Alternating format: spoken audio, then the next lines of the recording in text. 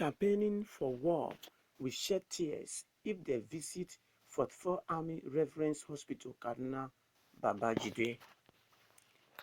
The crew at Journalists Hangout yesterday took time to analyze the current situation of some of the wounded soldiers who were at the war from fighting Boko Haram insurgents.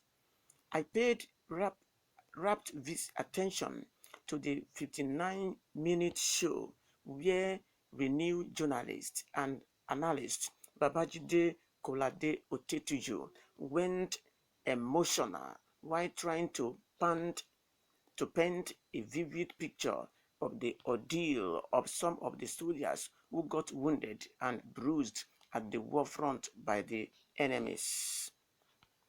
The crew at Journalists Hangout came up with this analysis after the Nigerian Army, in its unusual matter, revealed that about 7,000 soldiers wounded while fighting Boko Haram insurgents have been treated at the 44 Nigerian Army Reverence in Kaduna State. The GOC 7th Division of the Nigerian Army, Brigadier General A.A.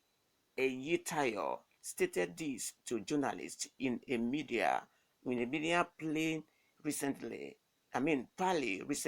in Maiduguri. The general also asked the remnants of the insurgents to surrender now and embrace peace. Babajide Kolade Otitojo, who looked sober, recalled that he had visited the 44 Army Reference Hospital in Kaduna, adding that he couldn't believe his eyes at the level of amputee soldiers he saw in the hospital. He stated that those who are campaigning for war will shed tears if they visit the hospital, adding that war isn't a tea party.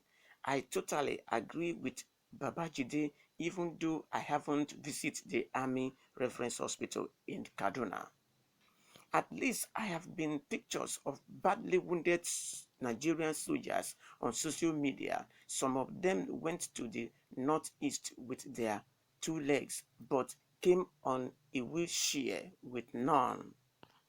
Some lost their arms, eyes, fingers while defending the fatherland. Even the former Chief of Army Staff, General Tuku Burutai, was emotional when he visited that military facility in Kaduna to see the degree of injury sustained by some of his soldiers while in the war front. I hope that the Nigerian Army and the government will forever remain grateful if these soldiers and not neglect their families.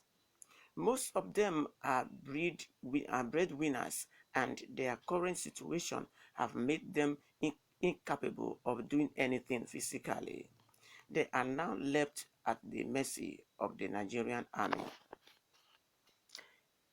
People of Nigeria, from what we have read in this news, it is a sympathetic situation. We have seen it before. I happened to be maybe visited one of the barracks in the south at that time, where some wounded soldiers returned from Liberia or Sierra Leone. We have seen this thing. So it is not a good thing to embrace. So now we want to appeal to the Nigerians who are playing that let separation or war occur. War is not a good thing to be invited. It's not a good thing at all. Because if it comes, for it to finish is a problem. Even some of the countries that fought war before the war finished totally, it will take some years. because there are going to be hatred and some killings on the ground, even though they are not coming openly. So it is not a good thing to pray for. So at this time, I will urge Nigerians to pray for peace, unity, and progress. There is nothing hot that cannot be cooled. If President Muhammadu Buhari is encouraging war today, I tell you, we will pray. I mean, let the Nigerians pray. He will leave office, and God will bring somebody who will lead this country, and peace will reign. And that of his own will be forgotten, and it will become history that when he was there, this is what he did. So at this time, I want to urge the Nigerians not to invite war. Let's pray for peace, unity, and progress, which is our slogan. Again, now, Babajide Otitujo has visited the Nigerian Army Hospital in Kaduna, and he is sharing what he saw. Now, I want to also appeal to the Nigerian government. Please, every security agent in Nigeria is a government son or government daughter. And so the government needs to take care of them very well, most especially those wounded ones. Because I have seen a situation whereby soldiers has been wounded from the war front. The Nigerian government could not take care of them, and so they have to take them to their respective houses to begin to care for themselves. We have seen it. We are not denying. This is not absorption. You know, I have seen somebody whom bullet still remain in his body. He has to go to his hospital, sponsor himself to be operated and bring out the bullet. You know, Nigerian government was helpless in that matter.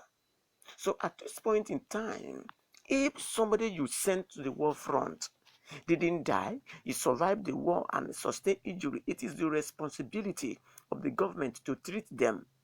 But government will not do that.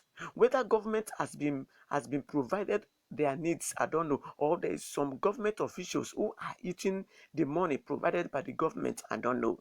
So government needs to, be serious and pay attention to that area, because people has been suffering in that area very well.